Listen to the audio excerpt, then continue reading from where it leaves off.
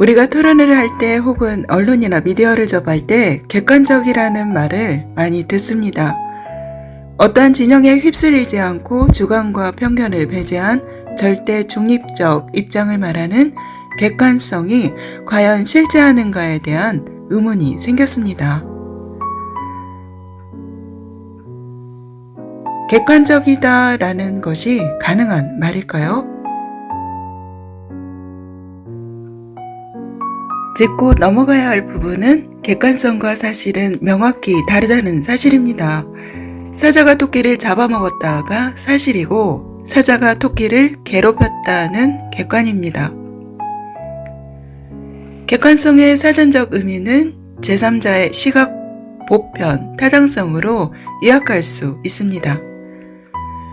똑같은 사실을 전달한다고 해도 바라보는 시각, 프레임에 따라 다르게 보일 수 있는 언론은 객관적 보도 자세를 유지할 수 없다고 생각합니다. 더 나아가 객관성이라는 것 자체가 존재할 수 없는 관념이 아닐까란 의문이 듭니다.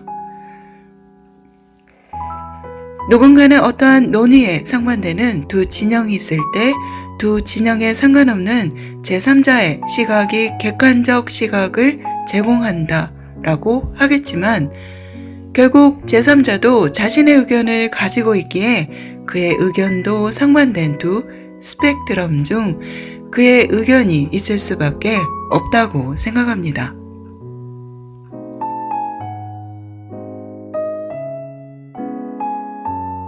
처음 접하는 논의가 있을지라도 그 논의를 받아들이는 사유의 과정 속에 과거에 접한 편향된 시각들이 개입될 여지가 충분히 있으며 그런 개입이 있는 후에 바라보는 시각은 절대 객관적이라 볼 수 없습니다. 객관적이란 말은 편향이 최대한 배제된 상태이고 무엇적이라는 표현은 다양한 해석이 가능하지만 다양한 해석을 하나의 기준에 맞추는 것은 불가능하기에 객관성은 말장난에 불과하다고 생각합니다. 잠깐 생각만 해도 머리 아픈 이 포스트 모더니즘의 주된 문제의식은 나에게 있어서 도저히 받아들이기 힘든 난제입니다. 이것도 맞고 저것도 맞을 수 있으니 뭐가 옳은지 판단하기 힘들어지기만 합니다. 결국 오랜 고민 끝에 이를 정리해보기로 했습니다. 객관성을 세 가지로 가정해 보겠습니다. 첫 번째 가정은 객관적인 세계가 실제할 수는 있다입니다. 두 번째 가정은 그러나 객관적인 세계에 대한 우리의 인식은 결코 완벽할 수 없다입니다.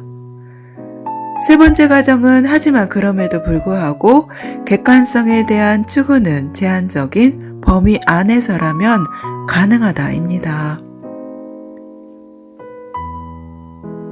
첫 번째 가정은 어느 정도 절대적으로 모두의 생각이 동일한 합의점이 존재한다는 주장이고 두 번째 객관성은 우리는 그 합의점이 있는지 없는지 잘 모른다는 주장입니다. 세 번째 가정은 모두의 생각이 동일하다는 것이 불가능하기에 다수의 사람들이 인정하는 합의점은 객관성을 가진다는 주장입니다.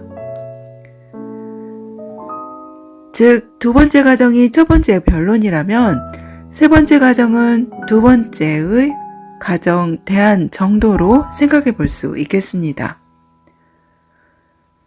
세 가지 가정을 뒷받침하는 요소로 관찰의 과소결정성과 언어의 한계가 있습니다.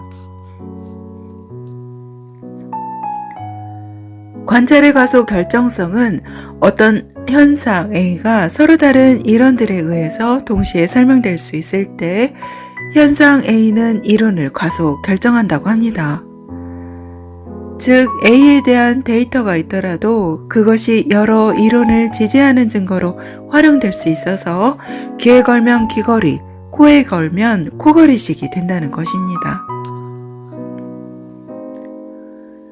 하나의 예로 연소현상을 어떻게 이해할 것인지에 대해 이뤘던 역사적 논쟁이 과소결정성 문제를 대표적으로 보여줍니다.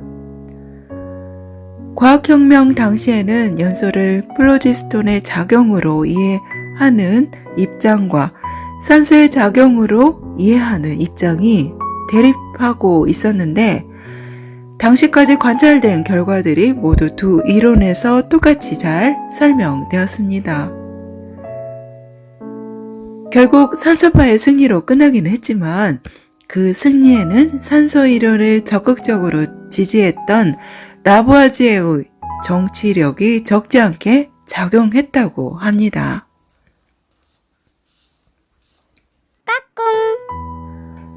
우리가 아는 모든 것에 대한 서술은 언어로 이루어집니다. 수학적 표현이나 프로그래밍 언어와 같이 엄밀한 논리적 체계를 갖춘 형식 언어를 이용하기도 하고 우리가 일상적으로 사용하는 언어인 자연 언어를 이용하기도 합니다. 그런데 이 언어를 자세히 들여다보면 상당한 한계가 있습니다. 예를 들어 오늘 코스피가 3% 하락했다고 한다면 이는 사실이고 이에 대한 이유로 러시아의 우크라이나 침공 혹은 연준의 테이퍼링 가속화는 객관입니다.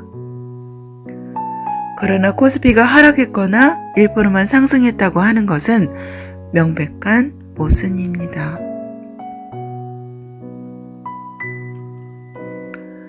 이런 식으로 우리는 제한된 영역 안에서 객관성을 추구할 수 있으며 실제에 대한 그림을 그려볼 수 있습니다. 비록 그것은 장님이 코끼리를 만지고 그리는 것과 같은 불완전한 그림이겠지만 완전한 허구와는 분명히 구분되는 것입니다.